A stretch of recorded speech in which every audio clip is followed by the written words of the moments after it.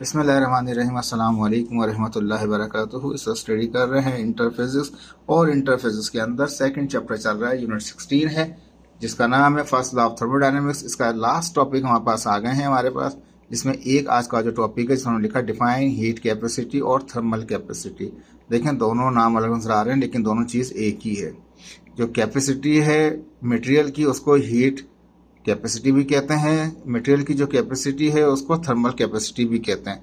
कहने का मकसद ये है कि हम हीट दें और वो मटेरियल अपना टेम्परेचर बढ़ा ले 1 डिग्री सेंटीग्रेड या 1 डिग्री केल्विन तक, चाहे वो सॉलिड हो जैसे कि कॉपर दिखा रहे हैं, चाहे लिक्विड हो, कंपाउंड में नजर आ रहा है हमारे पास जैसे वाटर, कुछ भी हो, चाहे एलिमेंट हो, चाहे कंपाउंड हो, सॉलिड हो, लिक्विड हो, गैस हो, लेकिन उसको हीट दें और वो मटेरियल की प्रॉपर्टी के मुताबिक वो अपना टेम्परेचर को रेज कर ले 1 डिग्री सेंटीग्रेड 1 डिग्री केल्विन बढ़ा ले। तो ये जो कैपेसिटी होगी इस मटेरियल की उसे कहेंगे हीट कैपेसिटी, यानी कि उसने हीट लेकर अपना टेम्परेचर बढ़ाया। तो इसको यहाँ पे ये भी लिखा हुआ है, it is the physical property of the matter. Matter की ये फिजिकल प्रॉपर्टी होती है, कोई भी मैटर है यानी कोई भी एलिमेंट है, कंपाउंड है, सॉलिड, लिक्विड, गैस, कोई भी है, लेकिन ये जनरल प्रॉपर्टी है उसकी मटेरियल की। जब उसके आप हीट सप्लाई देंगे तो उसका टेम्परेचर बढ़ जाएगा 1 डिग्री सेल्सियस। इसे कहते हैं मटेरियल की हीट कैपेसिटी, ठीक है। लेकिन याद रख लीजिए ये हीट कैपेसिटी के अंदर अगर ये 1 kg है और अगर इसको मैं 5 kg कर दूं तो क्या होगा, हमारे पास इसकी हीट कैपेसिटी चेंज हो जाएगी, कांस्टेंट नहीं रहेगी। हीट कैपेसिटी कांस्टेंट नहीं रहती, याद रख लीजिए, ये बहुत इंपॉर्टेंट पॉइंट है। जो लोग गलत समझते हैं इस बात को उसको क्लियर कर लें। इस वक्त मटेरियल है, तमाम मटेरियल की दुनिया में जितने भी मैटर हैं, जितने भी मटेरियल हैं, जितने भी एलिमेंट हैं, जितने भी कंपाउंड हैं, चाहे सॉलिड, लिक्विड, गैस, वाट एवर जो भी है, ये इनकी जनरल प्रॉपर्टी है, यानी कि उनकी फिजिकल प्रॉपर्टी। जब उनको हीटअप करते हैं तो वो उनका टेम्परेचर बढ़ जाता है 1 डिग्री सेल्सियस, कम से कम 1 डिग्री सेल्सियस बढ़ जाए, उसे कहेंगे उस मटेरियल की हीट कैपेसिटी, कि उसको हीट लेने की कितनी सलाहियत है, उसकी कितना है। अब ये दिखाया हमने, कॉपर दिखाया, ठीक है ना। जनरली तो लोग क्वेश्चन होती है, लेकिन यहाँ पे हीट कैपेसिटी डिपेंड कर रही है किसके ऊपर, वो मास के ऊपर। अगर मास बढ़ेगा तो हीट कैपेसिटी की वैल्यू भी बढ़ जाएगी। जैसे कि फर्ज किया यहाँ पे कॉपर लिया हुआ है, 1 kg का कॉपर है और 10 जो हीट कैपेसिटी 1 kg की होगी, अगर हम 10 kg कर दें ये हीट कैपेसिटी बढ़ जाएगी, मैटर के मास के बढ़ने से ये बढ़ जाएगी। याद रख लीजिए, इसको क्लियर करने इस बात को। जैसे वाटर दिखा हुआ है, कंपाउंड है हमारे पास, हीटअप किया हमने, लेकिन फर्ज किया ये जो हमारे पास वाटर था 1 लीटर था, या मास इसका फर्ज कर लें केजी में कंसिडर कर लें 1 kg था। अगर 10 kg पानी हो उसको हीटअप करें तो उसकी इसका टेम्परेचर बढ़ेगा 1 डिग्री, लेकिन क्या होगा, उसकी हीट कैपेसिटी भी बढ़ जाएगी मास के बढ़ने से। चाहे यहाँ पे भी यही होगा, सॉलिड में, लिक्विड में, गैस में, एलिमेंट में, कंपाउंड में, ये जनरल प्रॉपर्टी है। जब भी मास बढ़ा देंगे वो बढ़ जाएगा।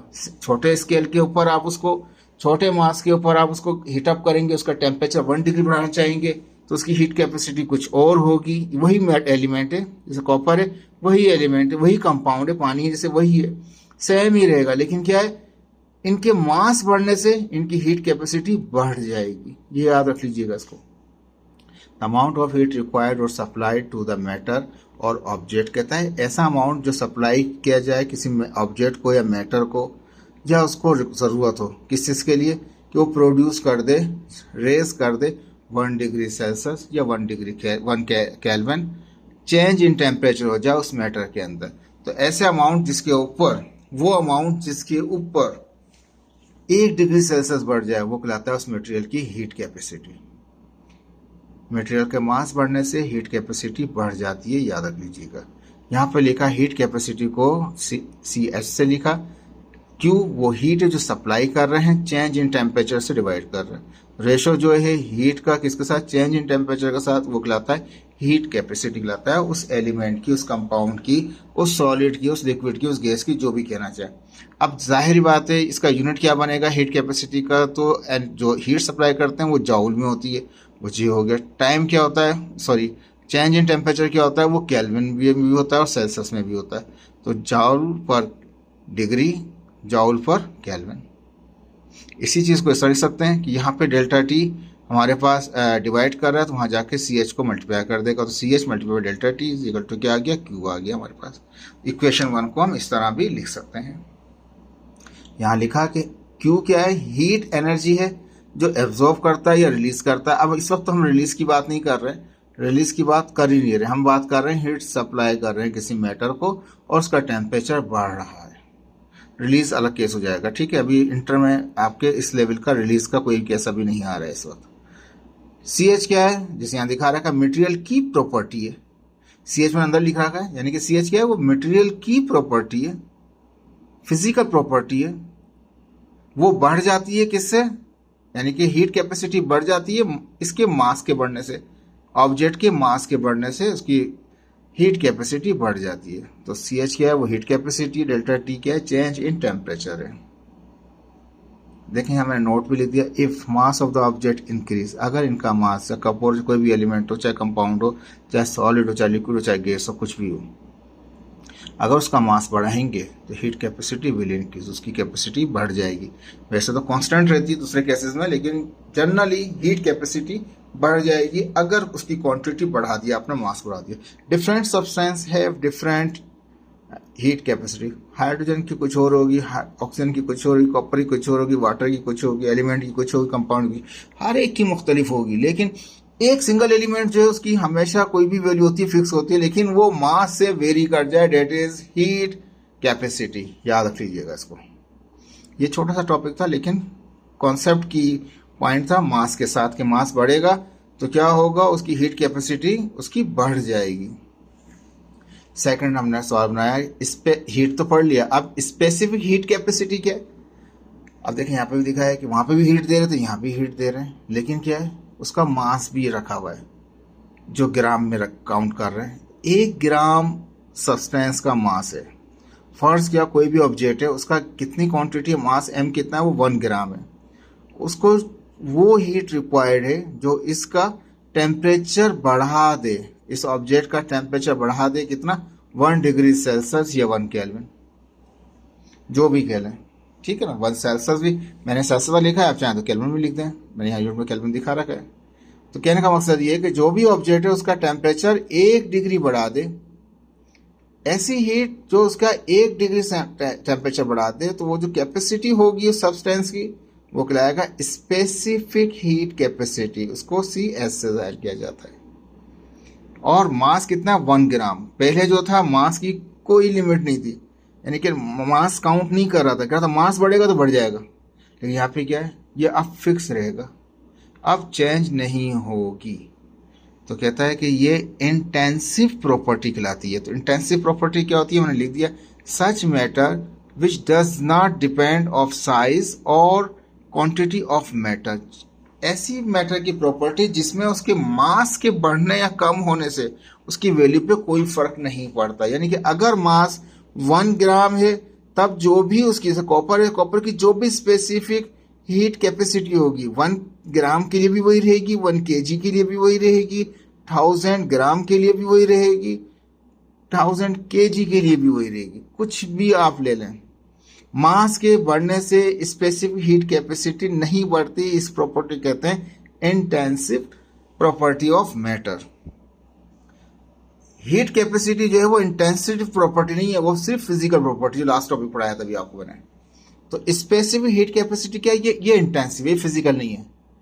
इसके मास के बढ़ने से इसकी स्पेसिफिक हीट कैपेसिटी की वैल्यू नहीं बढ़ेगी, वहां बढ़ जाएगी, ये भी थोड़ी देर पहले पढ़ाया था। सेम चीजें, अमाउंट ऑफ हीट रिक्वायर्ड और सप्लाइड टू द मैटर और object to raise 1 gram of a substance by 1 degree Celsius. अगर उसका क्वांटिटी कितनी, शर्त आ गई 1 ग्राम हो और उसका 1 डिग्री सेंटीग्रेड टेम्परेचर बढ़ जाए। 1 ग्राम है, CGS में 1 ग्राम है, KGS MKS में kg हो जाएगा, 1 kg कर, इसका मास बढ़ा लेंगे, स्पेसिफिक हीट कैपेसिटी कांस्टेंट रहेगी, वो नहीं बढ़ेगी। ये इंटेंसिव प्रॉपर्टी की क्वालिटी होती है। वहां पे भी ये था, हीट कैपेसिटी, यहाँ पे स्पेसिफिक हीट कैपेसिटी CS है, वहां पे भी क्या था, ऊपर हीट सप्लाई था, Q था, Q आ रहा था, नीचे डेल्टा T आ रहा था, लेकिन वहां पे मास का कोई रोल नजर नहीं आ रहा था, ठीक है। मास के बढ़ने से बढ़ रही थी, यहाँ मास है लेकिन मास के बढ़ने से स्पेसिफिक हीट कैपेसिटी नहीं बढ़ेगी। अब यूनिट क्या बनेगा स्पेसिफिक कैपेसिटी का, तो हीट सप्लाई जो करते हैं क्यों, वो जॉउल में होता है, मास ग्राम में दिया हुआ है, टाइम और ये सॉरी टाइम द्वारा निकल रहा है, ये चेंज इन टेम्परेचर क्या है वो सेल्सियस में या केल्विन में ले लें हम, तो ग्राम केल्विन ग्राम सेल्सियस है। ठीक है, दोनों की यूनिट में फर्क नजर आ रहा है आपको, ठीक है, क्लियर है। उसमें मास नहीं था, इसमें मास है हमारे पास, उसमें मास के बढ़ने से बढ़ जाएगी वैल्यू, यहाँ पे मास है लेकिन वैल्यू मास की आप बढ़ाते रहेंगे। 1 ग्राम में चेक करेंगे तो जो भी कॉपर की स्पेसिफिक हीट कैपेसिटी रहेगी 1 ग्राम के लिए भी वही रहेगी, 1 kg के लिए भी वही रहेगी, 500 ग्राम के लिए भी वही रहेगी, 5000 ग्राम के लिए भी वही रहेगी, उसमें फर्क नहीं आएगा। ये कहलाता है इंस्टेंसिव प्रॉपर्टी। अब इसी को वही क्यों निकालना चाहेंगे तो एम डेल्टा टी यहाँ डिवाइड कर रहा है, वहाँ जाकर मल्टीप्लाई कर देगा सी एस को। सी एस क्या है, क्यों क्या है, वही हीट एनर्जी जो एब्जॉर्ब हो रही रिलीज हो रही है। सी एस क्या है, स्पेसिफिक के लिए एस लगा दिया, heat capacity, delta T change in time, वही सेम है, लेकिन क्या तो वहाँ हीट कैपेसिटी यहाँ पे स्पेसिफिक आ गया। हीट कैपेसिटी में मास के बढ़ने से बढ़ जाता है, यहाँ पे मास के बढ़ने से स्पेसिफिक हीट कैपेसिटी नहीं बढ़ता। मास क्या है, एम जो है वो मास ऑफ द सब्सटेंस है। बिल्कुल आसान है, बिल्कुल ईजी है। देखें फर्क मैंने क्लियर किया है आपको, ये याद रख लीजिए, कभी नहीं भूलेंगे इस चीज को आप। ठीक है, अब नोट, जैसे वहां पे नोट दिया था हमने, if mass of the object increase then no effect on specific heat capacity, उसकी वैल्यू चेंज नहीं होगी मास के बढ़ने से। हीट कैपेसिटी में क्या हो रहा था, मास के बढ़ने से उसकी हीट कैपेसिटी की वैल्यू बढ़ रही थी, लेकिन स्पेसिफिक हीट कैपेसिटी के अंदर मास के बढ़ने से नहीं बढ़ रही। फॉर्मूले मास आ रहा है लेकिन नहीं बढ़ रही, क्योंकि ये प्रॉपर्टी है इस मटेरियलों की, इंटेंसिव प्रॉपर्टी है। कहता है different substance have different specific. अब जाहिर बात है हाइड्रोजन की कुछ और होगी, कॉपर की कुछ और होगी, एल्यूमिनियम की कुछ और होगी, वाटर की कुछ और होगी। ठीक है, अब यहाँ पे एक एग्जाम्पल दिखाया हमने। For example specific heat capacity of water H2O कितने 4.184 जॉल पर ग्राम पर सेल्सियस है। ठीक है, ये एक वैल्यू दे रखी है आपको, स्पेसिफिक कैपेसिटी दे रखी है किसकी, वाटर की। Means 1 gram of water, 1 gram water को जरूरत है कितनी 4.184 जॉल पर ग्राम पर सेल्सियस एनर्जी की जरूरत पड़ेगी, यानी कि की जरूरत पड़ेगी, स्पेसिफिक हीट की जरूरत पड़ेगी टू रेज द टेम्परेचर कितना 1 डिग्री सेल्सियस, कितना टेम्परेचर बढ़ाने के लिए 1 डिग्री सेल्सियस बढ़ाने के लिए, 1 केल्विन बढ़ाने के लिए। ठीक है, एंड कहता है and the specific heat capacity of iron, उसकी कितनी है 0.54 जॉल पर ग्राम सेल्सियस दे रखा है। This means that water need more specific heat capacity to raise 1 degree Celsius of small temperature. अब जाहिर बात है पानी का जो है स्पेसिफिक हीट कैपेसिटी कितना है 4.184 आ रहा है, और आयरन का कितना आ रहा है, फेरिक का कितना आ रहा है 0.45 आ रहा है हमारे पास। ठीक है, यूनिट दोनों के सेम है, लेकिन वो 4 में है और ये पॉइंट के अंदर है। तो इसने ये कहा कि पानी जो है उसको ज़्यादा एनर्जी की जरूरत पड़ रही है अपने टेम्परेचर को बढ़ाने के अंदर, यानी कि इतनी स्पेसिफिक हीट है उसकी कि उसका जो टेम्परेचर है उसको 1 डिग्री सेल्सियस बढ़ाने के लिए स्मॉल टेम्परेचर ऑफ वाटर, ठीक है ना, तो स्पेसिफिक कैपेसिटी उसकी ज़्यादा लग रही है 1 डिग्री बढ़ने में। लेकिन ये जो है आयरन जो है इसका 0.45 है, वैल्यू कम है, लेकिन क्या होगा iron need less specific heat capacity to raise the temperature, उसकी क्वांटिटी क्या है वो कम है। ठीक है, ये मटेरियल की है, आयरन की ये है 0.45 है, वाटर जो कंपाउंड है हमारे पास 4.184 है हमारे पास, उसकी ज़्यादा है। अब पानी जो है वो जल्दी से क्या कहते हैं वो हो जाएगा, लेकिन लोहा जो है उसकी स्पेसिफिक हीट कैपेसिटी कम है, तो उसको टाइम ज़्यादा लगेगा, अपना टेम्परेचर बढ़ाने में टाइम ज़्यादा लगेगा, उसको टाइम ज़्यादा नहीं लगेगा। ठीक है, ये एक समझने के लिए है, एमसीक्यूज में भी आपको दे सकता है इस तरह से कंफ्यूज करने के लिए कि जी वाटर की इतनी है, आयरन की इतनी है। अब बताइए कि जल्दी जो है 1 डिग्री सेंटीग्रेड टेम्परेचर किसका जल्दी बढ़ जाएगा, पानी का या आयरन का? ऑब्वियसली पानी का बढ़ जाएगा, आयरन का देर से बढ़ेगा, उसकी लेस है, उसको इतनी ही देर लगेगी अपना टेम्परेचर चेंज करने के लिए, उसको जल्दी से चेंज कर लेगा। ठीक है, ये तो हो गया दूसरा टॉपिक। अब इसके बाद तीसरा टॉपिक है मोलार हीट कैपेसिटी। पहले हमने हीट कैपेसिटी, फिर स्पेसिफिक हीट कैपेसिटी, अब आ गया मोलार। ठीक है, थोड़ा ब्लर हो गया, इसको सही करते हैं। ये भी मटेरियल की इंटेंसिव प्रॉपर्टी है, यानी कि मास वगैरह के या नंबर ऑफ मोल वगैरह के बढ़ने से कोई फर्क नहीं पड़ेगा। इंटेंसिव प्रॉपर्टी क्या होती है मटेरियल की? सच matter which does not depend on size and the quantity of the matter. Size पे क्वांटिटी पे नहीं, नंबर ऑफ मोल भी मास से ही निकलते हैं, मास से ही नंबर ऑफ मोल निकलते हैं। ठीक है, इंटर कन्वर्टेबल है हमारे पास। ये इंटेंसिव प्रॉपर्टी है, क्वांटिटी के बढ़ने से वैल्यू चेंज नहीं होगी molar specific molar heat capacity की। ठीक है, तो कहता है the amount of heat required और सप्लाई टू द मैटर, दे रहे हैं, सप्लाई कर रहे हैं, मास नहीं दिया, अब नंबर ऑफ मोल दे दिए। टू रेज 1 मोल, कितना? 1 मोल। पहले 1 ग्राम था, स्पेसिफिक हीट में 1 ग्राम था, मोलार में क्या? 1 mole of a substance. To raise the temperature of, कितना रेज करेगा वो? 1 डिग्री सेल्सियस बढ़ा देगा उसका टेम्परेचर। हीट वहां भी दे रहे हैं, तीनों केसेस में हीट दे रहे हैं। पहले केस में मास का कोई फॉर्मूले में रोल नहीं था, लेकिन मास के बढ़ने से वो वैल्यू बढ़ जाती है। लेकिन दूसरे वाले में specific heat capacity, molar heat capacity, इन दोनों के अंदर क्वांटिटी के बढ़ने से उसकी वैल्यू कांस्टेंट ही रहेगी। जो कॉपर की है कॉपर की रहेगी, जो एल्यूमिनियम की एल्यूमिनियम की रहेगी। जितना ही मास बढ़ा दें, कितना ही कम कर दें, उनकी वही रहेगी। CM, ठीक है, ये हीट सप्लाई पहले भी ऊपर आ रहा था, डिवाइड कर सप्लाई कर रहे थे, नीचे M आ रहा था स्पेसिफिक हीट में। मोलार हीट कैपेसिटी में क्या आ रहा है? N आ रहा है, नंबर ऑफ डेल्टा T आ गया। अब जो हीट सप्लाई करते हैं वो जाउल होता है, N क्या है? नंबर ऑफ मोल है, और चेंज इन टेम्परेचर क्या है? वो सेल्सियस है, क्या केल्विन, दोनों में से किसी में भी रख सकते हैं। अब हमें क्यू मालूम करना होगा तो पता ही, डिवाइड कर अब जाकर मल्टीप्लाई करेगा, सिंपल है हमारे पास। तो Q इज इक्वल टू क्या जाएगा? N CM डेल्टा T आ गया। ईजी है, मुश्किल नहीं है। स्पेसिफिक हीट कैपेसिटी या मोलार हीट कैपेसिटी दोनों ही इंटेंसिव प्रॉपर्टी हैं। मास के बढ़ने से इनकी जो कांस्टेंट वैल्यू है वो नहीं बढ़ेगी। हीट कैपेसिटी एक ऐसी चीज़ है जिसके मास के बढ़ने से उसकी वैल्यू बढ़ जाएगी, याद रख लीजिएगा, ये बहुत बड़ा डिफरेंस है। क्यों क्या है? वही हीट एब्जॉर्व कर रहा है, रिलीज कर रहा है। रिलीज की बात नहीं कर रहे हम, एब्जॉर्व की बात कर रहे हैं इस वक्त। CM क्या है? मोलार हीट कैपेसिटी है हमारे पास, मोल्स के लिए आ रही है वो। Change in temperature delta T, N क्या? Number of mole and substance के। अब मैंने वही नोट लिखा जो पहले लिखा था स्प्रेडशीट में। If mass of the substance object जो है increase, then no effect on molar heat capacity, कोई फर्क नहीं पड़ेगा, उसकी कांस्टेंट ही रहेगी उसकी वैल्यू। डिफरेंट सब्सटेंसों की जो हीट कैपेसिटी लिख दिया मैंने कि जो मोलार हीट कैपेसिटी होती है वो सेम रहती है। इसको सही कर लेते हैं 2 मिनट में। ठीक है, तो मोलार हीट कैपेसिटी क्या रहती है उनकी? वो सेम रहती है। ठीक है जी, मास से कोई रिलेट नहीं कर रहा। Specific heat capacity, molar heat capacity, कोई फर्क नहीं पड़ रहा। ठीक है जी, ठीक है जी, थोड़ा चेंज कर दिया इसको। तो मोलार हीट जो है हमारे पास 2 टाइप है मोलार हीट कैपेसिटी के।